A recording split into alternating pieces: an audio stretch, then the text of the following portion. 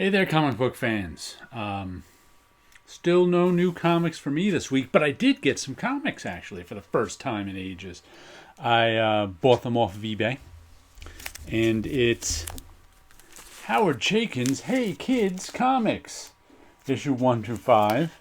I actually read these digitally, and I have the 5th issue, but I decided to go back and get them because I was watching the Cartoonist Kayfabe interview of Howard Chaykin over on their channel. And he said he's working on issue 10 right now.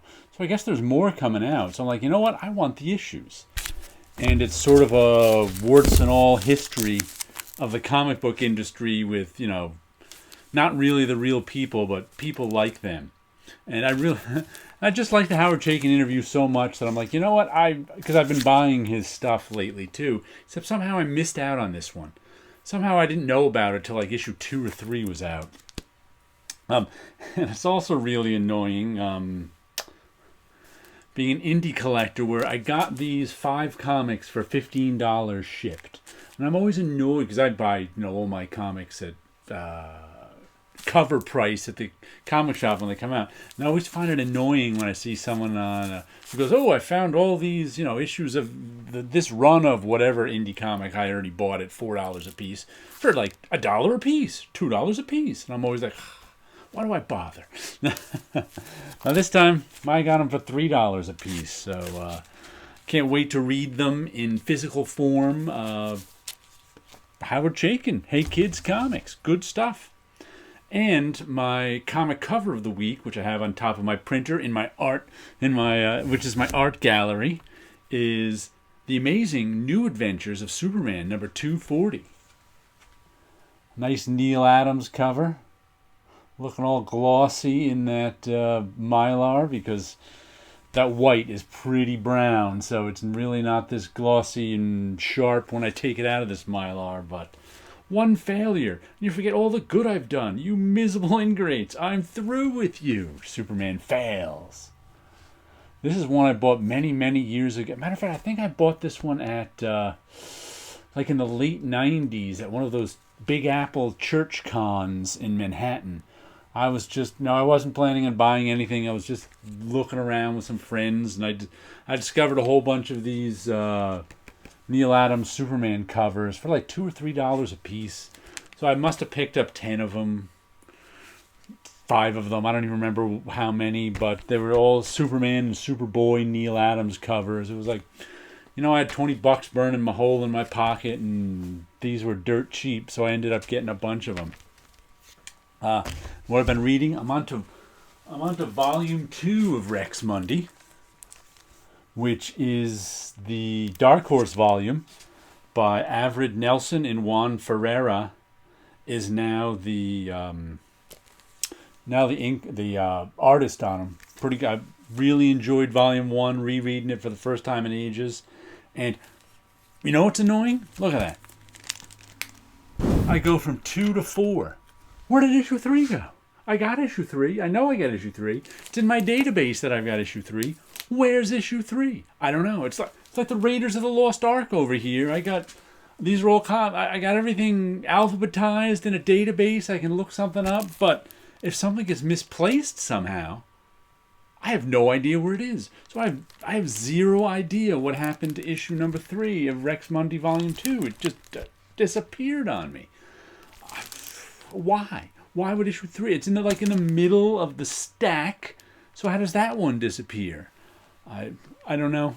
I'm probably better off buying a new issue number 3 then one day when I'm looking at something else, I'll discover where issue number 3 went. But as of right now, I have no idea what happened to issue number 3, volume 2, Dark Horse of Rex Mundi. It's just gone. That's kind of annoying. What else have I been reading? The Sculptor by Scott McCloud. I'm a good ways in it. This came out in 2015. 2015. I enjoyed it then. Decided to give it another. This only came out 5 years ago, so it's like I just read this yesterday. But it's the story of a young artist, a sculptor, who's facing failure, and he makes a deal with death that he will be able to sculpt any material with just his hands. So he can manipulate stone with just his hands. But after 200 days, he dies. So that's the story of the sculptor, and I think he falls in love. Here's the dust jacket if you want to see it, because I take my dust jackets off when I read my books, because who wants to read a book with a dust jacket on? But that's what, we'll show you what it looks like with the dust jacket on. Because this is how you'll see it in the store. There we go. There's the sculptor with its dust jacket on. That's how it comes to you. And also, I've been... if you didn't see my video, I made a video checking this out. John Romita, Amazing Spider-Man, Artist Edition, Volume 2. You know what's funny? When I pulled this off my shelf, I looked at this stain over there and went, oh no, how did my book get stained like that? I don't understand. It's just been sitting on the shelf. How did it get stained? The stain's on the original art, of course. I realized that after like 30 seconds of wondering how my book got stained. Stain's on the original art because this is a book that photographs or scans in the original art, warts and all. So if something's brown, like this page right here, it stays brown. Oops. There's something cracking there. We don't want our spine cracking, manipulating it like this. I usually only look at it when I put it down somewhere. But go check out my video on that. It's a pretty long one. It's like 20-25 minutes. But I gave you a good look at that. Now I'm going to show you something from my original art collection. And this is a page of John Byrne and Bob Wiacek New Gods. Copyright 1996, it says on the back. I bought this from Bob years ago because I wanted a piece of his work over Byrne. Nice, lots of nice textures in there. Some nice John Byrne drawing. Nice Bob Wiacek inking. But there's, just kind of a random page of New Gods. I think is that Metron? Oh, you can't remember what his name is, but I think that might be. I've only read Kirby's New Gods, so I don't even know what anyone's done with the New Gods after Kirby, so because I've just never paid attention to it. But got a page of original art from it, so what the heck? Good stuff. Only I could get it back in its Mylar. Yeah, this is exciting, me trying to get a page in its Mylar. We'll just put it down. We'll show you a little of my original art now. What did I get done this week?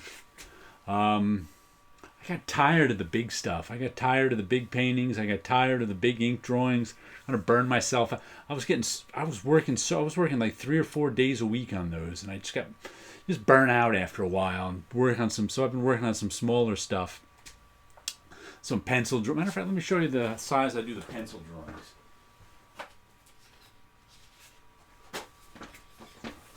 This is the size I've been doing my pencil drawings recently on 6x9 paper.